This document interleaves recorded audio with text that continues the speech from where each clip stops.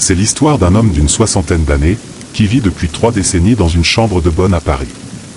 Sa particularité est d'être le seul humain à tout savoir et d'avoir développé depuis des décennies la maîtrise du voyage astral, qui fait de lui le plus grand des voyageurs, allant dans des mondes parallèles et souvent au-delà des limites connues des terres et du temps, d'où parfois, il revient avec de l'or. Dans l'un de ces mondes, son âme a été purifiée et son ADN nettoyé, notamment des peurs emmagasinées de génération en génération. Ces découvertes et ces rencontres ont fait de lui le seul humain pouvant arrêter l'horreur dans laquelle l'humanité a été volontairement plongée siècle après siècle.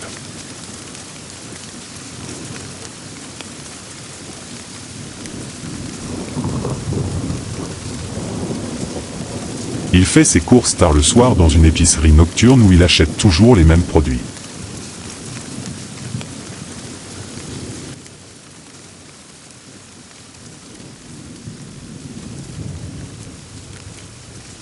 Sa chambre, où le temps semble s'être arrêté dans les années 80, est propre et ordonnée.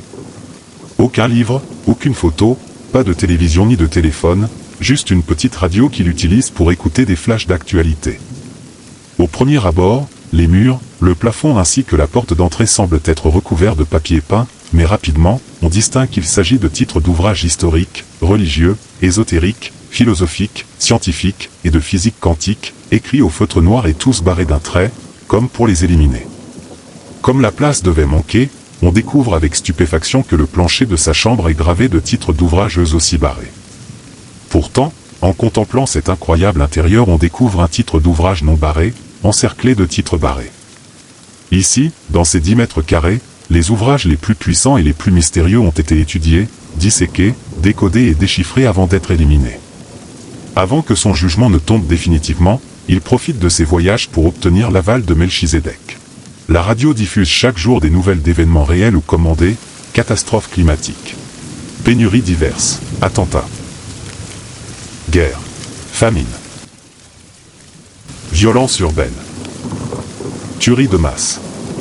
Plus l'horreur des informations s'est intensifiée, plus le ciel s'est assombri. Depuis 6 mois, il fait nuit en permanence et une pluie acide, noire et luisante, s'abat quotidiennement sur le monde. Le Flash Info, présenté par Céline Droval. Bonjour à tous et bienvenue dans votre flash d'information sur Radio Résistance. Nous sommes le jeudi 10 octobre 2030. Voici les titres de cette édition. L'enquête du journal Présent fait la lumière sur des implants d'obsolescence. En 2028, les lois sur l'euthanasie ont été votées, mais récemment, des scientifiques indépendants ont découvert qu'à l'insu des peuples, on avait implanté une obsolescence programmée de 65 ans à chaque humain.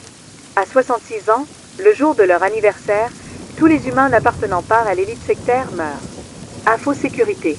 11 attentats ont eu lieu depuis ce matin, le drone tueur en série est toujours recherché. Un robot a attaqué son propriétaire de 45 ans. Culture. L'écrivain Ousmane sera le prochain invité pour la sortie de son livre réalisé avec l'IA, le titre « Pensée ». Météo. Depuis des mois, la nuit est constante et les pluies acides continuent. Une fois par mois, il va dans le quartier de la Bourse pour vendre de l'or.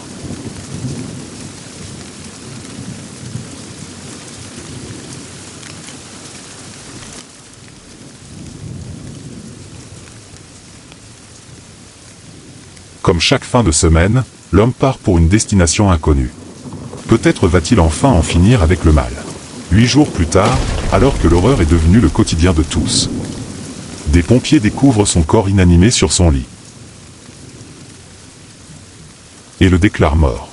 L'homme, est-il mort ou n'a-t-il pas pu ou pas voulu réintégrer son corps?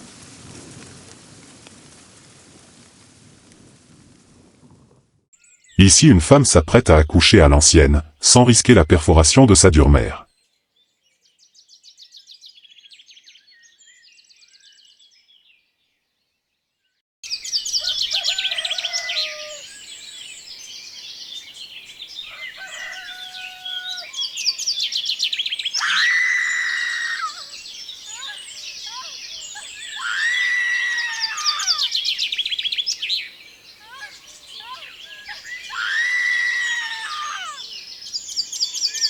Il commence à faire beau. Le chant des oiseaux annonce les premiers cris de l'enfant.